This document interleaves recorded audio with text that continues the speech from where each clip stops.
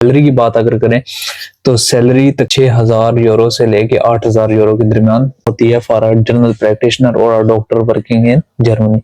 अस्सलाम वालेकुम, welcome back to my YouTube video. और बेसिकली आज का जो हमारा टॉपिक होने जा रहा है वो है कि आप एमबीबीएस कंप्लीट करने के बाद एज अ डॉक्टर जर्मनी में कैसे काम कर सकते हो। इसके लिए जितने भी पाथवेज हैं, जितने भी स्टेप्स हैं, इसके साथ साथ जितनी भी इसकी रिक्वायरमेंट्स हैं आपके लिए, और वहां पे रह के आपकी सैलरी कितनी होगी आपके पास, और फर्दर मूव करने के लिए कौन कौन से कंट्रीज जाने के आपके पास ऑप्शंस बचते हैं, तो ये सारी चीजें आज इसकी वीडियो में मैं कवर करूंगा।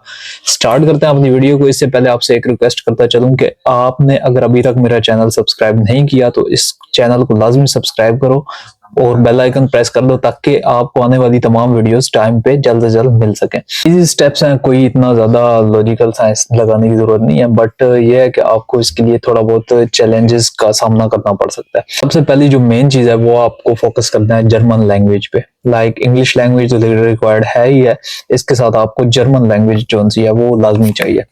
अब जर्मन लैंग्वेज में भी आपको दो चीजें, एक तो बेसिक कम्युनिकेशन स्किल्स होती है ना, लाइक जैसे आप इंग्लिश लैंग्वेज सीख जाते हो तो पीपल टू पीपल बात करने का तरीका। इसके साथ एक मेडिकल जर्मन लैंग्वेज है, उसमें आपकी मेडिकल टर्म्स सारी, और इसके साथ साथ मतलब डॉक्टर टू डॉक्टर टॉक्स होगी, डॉक्टर टू पेशेंट होगी, और इसके साथ साथ आपका मतलब पेशेंट के साथ जो पेशेंट हिस्ट्री वगैरह लेनी होती है वो किस तरह ली जाती है, तो ये सारी चीजें उसमें आपने टर्म्स वगैरह याद करनी होती है।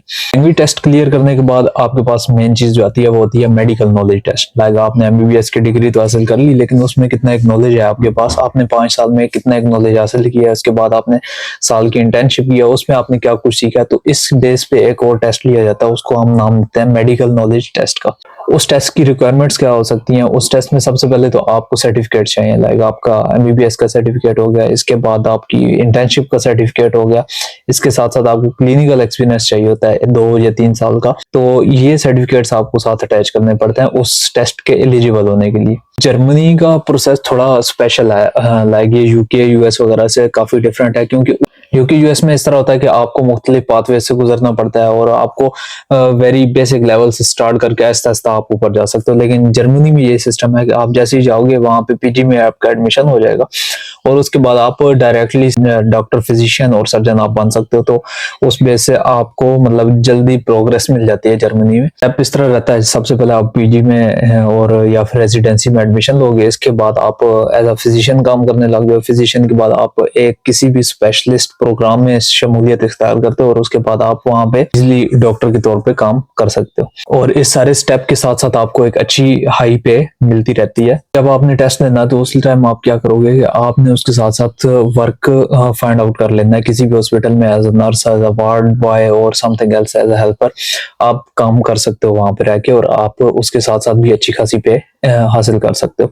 लेकिन इस टेस्ट के लिए जो आपकी मेन रिक्वायरमेंट्स होने वाली हैं वो है सबसे पहले आपकी डिग्री, इसके साथ ट्रांसक्रिप्ट, इसके साथ आपकी सीवी में आपके जितने भी क्लिनिकल एक्सपीरियंसेस होंगे, जिस जिस हॉस्पिटल में आपने काम किया या जिस जिस इंस्टीट्यूट में आपने काम किया, उस सब की डिटेल्स आपकी सीवी में ऐड होनी चाहिए। वो आपको रैंक अप करने में काफी हेल्पफुल होती है। इसके साथ आपने इंटर्नशिप ऐड करनी है। इंटर्नशिप आपकी 1 साल की मस्ट है, किसी भी कंट्री से हो सकती है। वैलिड पासपोर्ट होना चाहिए, उसके साथ बर्थ सर्टिफिकेट हो गया, क्रिमिनल सर्टिफिकेट हो गया, लाइक आप किसी भी क्रिमिनल एक्टिविटी में इन्वॉल्व नहीं हो, और इसके साथ आपने जो अपना फिटनेस सर्टिफिकेट देना होता है, ये भी बहुत मस्ट है कि आप में कोई क्रोनिक डिजीज मौजूद नहीं है, आप फिजिकली फिट हो, आप मेंटली फिट हो एज अ डॉक्टर काम करने के। और कुछ जो फीमेल्स वगैरह होगी उनका मैरिज सर्टिफिकेट भी लाजमी होता है, ताकि उसमें जब उनका मतलब after marriage second name change हो जाता है तो उसको कंफर्मेशन लेने के लिए मैरिज सर्टिफिकेट भी वहां पे मस्ट है। ये सारे के सारे डॉक्यूमेंट्स आपके जर्मन में और इंग्लिश में होने चाहिए। लाइक इंग्लिश में तो ऑलरेडी आपके पास मौजूद होंगे, लेकिन आपने क्या करना है, आपने किसी भी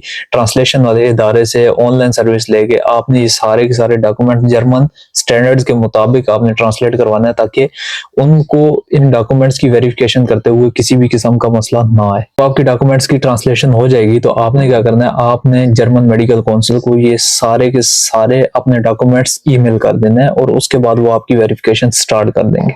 बात करता हूँ एग्जाम्स की कि कौन कौन से एग्जाम्स आपने गो थ्रू होना है और उसके बाद आपको जर्मन लाइसेंस मिलेगा। तो सबसे पहले जो है लैंग्वेज वाला टेस्ट, उसमें आपकी B2 लेवल की इंग्लिश आपको आनी चाहिए और उसमें प्रोफिशिएंसी हो, ताकि और इससे अबव जितनी होगी वो आपके लिए बेनिफिट होगा। इसके साथ आपको मेडिकल जर्मन लैंग्वेज जो है ना, मेडिकल लैंग्वेज कम्युनिकेशन स्किल्स, उसमें आपने टर्म्स वगैरह जैसे आपको ऑलरेडी बताया, टर्म्स वगैरह आपने लाजमी फोकस करनी है और वो आपने याद वगैरह करनी है, ताकि आपको डायलॉग्स करने में और एग्जाम के दौरान जो आपके मतलब असेसमेंट होती है उसमें आपको कोई किसी किस्म का मसला ना आए। जो मेडिकल टर्म्स का एग्जाम है इसका नाम FSP दिया गया है और इसका जो एब्रिविएशन वो आपको यहाँ पे नजर आ रही होगी, लाइक फेश प्रास फ्रंग, ऑलमोस्ट ये लफ्ज बनता है।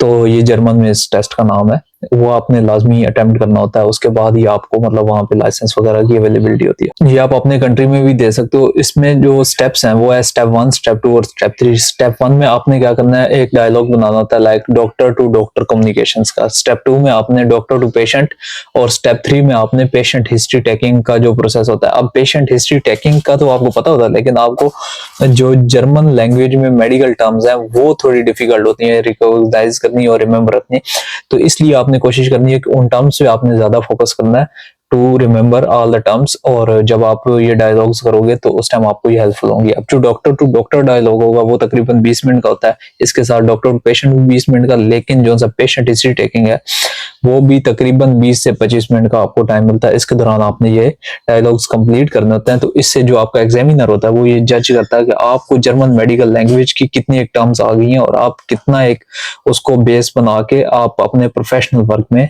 प्रोग्रेस ला सकते हो। स्टार्ट में आप जर्मनी जाओगे, वहां पे आपको 2 साल का टेम्परेरी वीजा मिलेगा, वो परमानेंट नहीं होगा। उस बेस पे आप किसी भी हॉस्पिटल में काम वगैरह तो कर सकते हो, लेकिन उसके साथ साथ आपको पे भी मिलेगी, लाइक 300 to 500 यूरो तकरीबन ये आपको एवरेज पे मिलती है। वहां पे आप as a nurse, as a ward boy और एज अ इमरजेंसी डिपार्टमेंट में हेल्पर के तौर पे आप काम कर सकते हो। तो ये जॉब्स इजिली अवेलेबल रहती हैं वहां पे। और उसके दौरान आपने क्या करना होता है, आपने मेडिकल नॉलेज जो टेस्ट आपको ऑलरेडी मैंने बताया उसकी प्रिपरेशन करनी होती है, और उसकी प्रिपरेशन करने के बाद आप उस एग्जाम में अपीयर होते हो, और उस एग्जाम को पास करने के बाद आपको जर्मनी मेडिकल काउंसिल की तरफ से आपको लाइसेंस मिलता है। अब जो 2 साल आपने टेम्परेरी वीजा पे वहां पे काम करना है किसी हॉस्पिटल में एज ए हेल्पर या एज ए वार्ड बॉय, तो वो आपकी सीवी में ऐड नहीं होगा। वो जस्ट आपका ये है कि आपका टाइम वेस्ट ना हो, आप उसके दौरान क्लिनिकल एक्सपीरियंस हासिल कर सको, और साथ थोड़ा बहुत अपना जो मतलब अकोमोडेशन चार्जेस वगैरह वो आपके वहां से अर्निंग हो जाती है, तो वो आपको इतना ज्यादा बेयर नहीं करना पड़ता। जब आपने परमानेंट लाइसेंस लेना है तो इसके लिए आपको अप्रूविएशन प्रोसेस के थ्रू अंडरगो करना पड़ता है, और वो प्रोसेस वेरी करता है हर स्टेट टू स्टेट। अब उसकी जो रजिस्ट्रेशन फी है वो तकरीबन 300 यूरो से स्टार्ट होकर तकरीबन 600 से 700 यूरो के दरमियान रहती है।